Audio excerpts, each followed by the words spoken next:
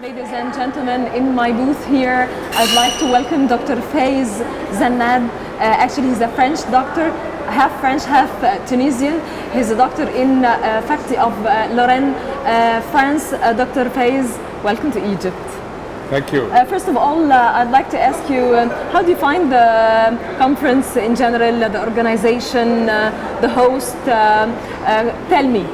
Well, actually, I'm very, very impressed because I have been in this conference a couple of years ago. It was kind of starting, and now we can see it is really now a real big, important gathering, and multinational and very significant in all areas, geographical areas, but covering also all areas and subspecialty in cardiology. It's really becoming a must into this region. Dr. Faiz, do you think with this level of conference we can compete globally as a foreign doctor?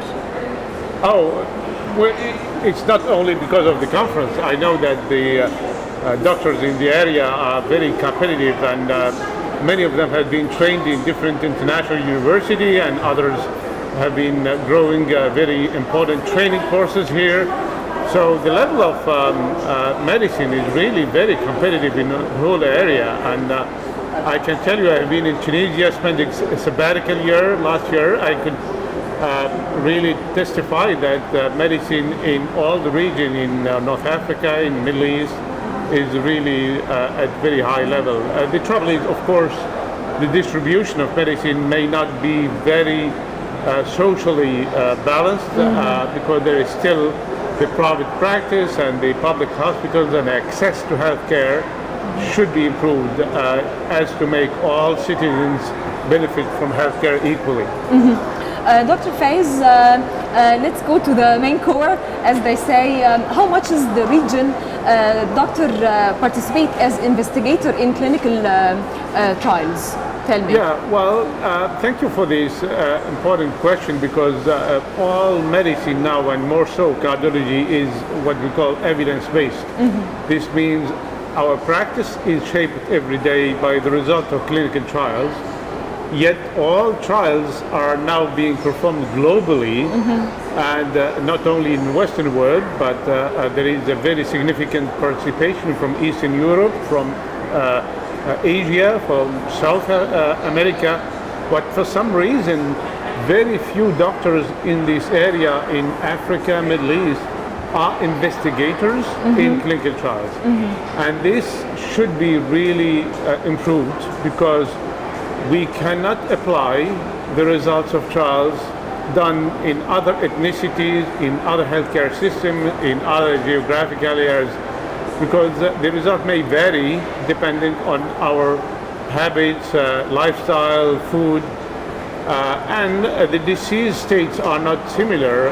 For example, diabetes frequency is so important in this region of the world, much more important than almost any other region in the world.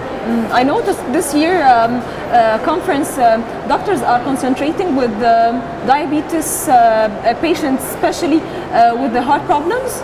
Yeah, well, one of the major complications of diabetes is cardiovascular disease, myocardial infarction, stroke, and heart failure. And there are so many trials to be performed in this area in order to improve cardiovascular protection. So the bottom line is that we need to get doctors in this region to do more clinical trials, to train in clinical research, and not only to behave as consumers of science made in Western countries, but actors of research and doing their own research here with their own patients. Dr. Zannad, what is the frequency of heart failure with preserved ejection fraction you encounter in your practice? Well, heart failure with preserved ejection fraction is a real challenge, because at least 1 out of 2 patients with heart failure has heart failure with preserved ejection fraction. The issue is that we have done wonderful progress in heart failure with reduced ejection fraction. We have very high level recommendation and evidence for beta blockers converting enzyme inhibitors and mineral-coated receptor antagonists and resynchronization and defibrillation, and all these progresses have been done in low ejection New fraction. techniques. But in HFpEF, no progress so far. And this is mainly related to the definition of the disease. Heart failure with preserved ejection fraction is very, very difficult to diagnose on one hand. On the other hand, it is associated with very frequent comorbidities and with aging. So these are the challenges. Selecting the right patient in the right trial. Lots of progress are being done right now, and I'm pretty sure that within the next 5 years, we will have really made significant progress. Why they are still unpresented in randomized controlled trials? Well, this, as I've said, is mainly due to comorbidities, because pharma industry don't like to have patients with renal diseases, with pulmonary diseases, with mental deficiency, and all these patients, these comorbidities are very frequent in HFpEF. So they are usually excluded from trials. And then the definition of HFpEF is just based on normal ejection fraction, and it is really very tough. Now, we are having BNP, which is a biomarker, which is more frequently used in order to diagnose heart failure and also to enroll patients in trials. And this is going to be a major game changer. Are you going to give any lectures all through the upcoming days concerning this issue in CardioAlex 2015? Yes, I have been privileged to be invited to give 3 lectures, 2 on clinical trials and heart failure, and also the need of polypharmacy. We need to use many drugs at once in heart failure patients and how to deal with this challenge, and also about cardiovascular prevention in diabetes. Dr. Zannad, do you think the indication of CRT will be expanded and give that the European guidelines mentioned a class I indication of complex more than 130 ms in LBBB morphology, while the American guidelines stated 150 ms as a class 1? Well, essentially the 2 guidelines are saying the same thing. It's again a level of evidence. We have more robust evidence that patients above 150 milliseconds of QRS benefit best, especially when they have LBBB morphology. Right bundle bank bronch, they don't benefit at all. And the level of magnitude of benefit is proportional to the width of QRS. So below 130, that doesn't mean CRT doesn't work, but the level of evidence and the magnitude of effect is really smaller. So essentially it's the same kind of thing. It's just a matter of level of evidence. And any heart failure patient with low ejection fraction, LBBB, and 150 milliseconds, this is very high grade. All others, well, we may discuss on case per case. Dr. Faiz, do you have any hobbies other than being cardiology?